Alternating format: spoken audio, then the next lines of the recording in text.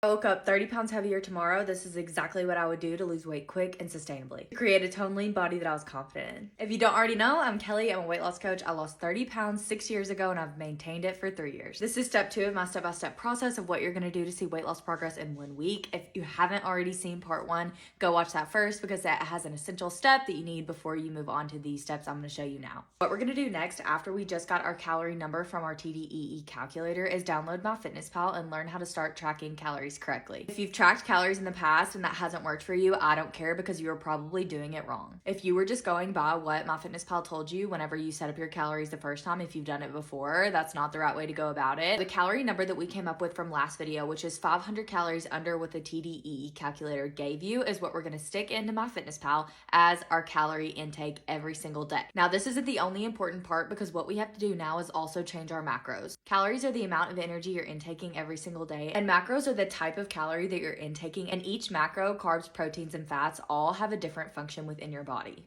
Which means that if you were just tracking calories for weight loss, it's not the most efficient way to do it, and that's why we also have to pay attention to tracking macros as well.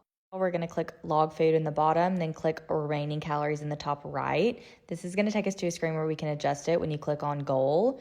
Then we're going to type in the number that we calculated in the last video.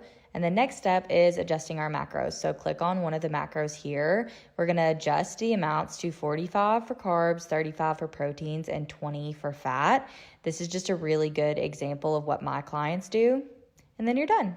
So now that you have an accurate description of what your daily intake needs to be, it's all about finding better alternatives for the things you already eat that will fit into your calorie budget. And of course, it's all about fitting protein into your calories and getting a high enough protein intake while staying under your calories, which is kind of the tricky part that a lot of people deal with. Not only that, but you also have to learn to log those things correctly. So even if you're tracking calories, if you're not doing it correctly and you're creating errors for yourself so that you don't have an accurate description of what you're intaking each day, you're going to be left thinking that you're taking all the steps you need to lose weight and seeing no progress. And the reason is actually because you will be intaking more calories than you have listed. You're just not tracking it correctly. So this is only half the battle. Part 3, I'm going to go into my best practices for accurate weight loss tracking to make sure that you're really in the calorie deficit that you plan to be in so that all your hard work and energy does not go to waste. Drop a comment below if you have absolutely any questions, and be sure to watch part 3 to make sure you're not making any of the huge mistakes that I see women making every day that cause them to think they're in a calorie deficit when they're actually not. Go to part 3.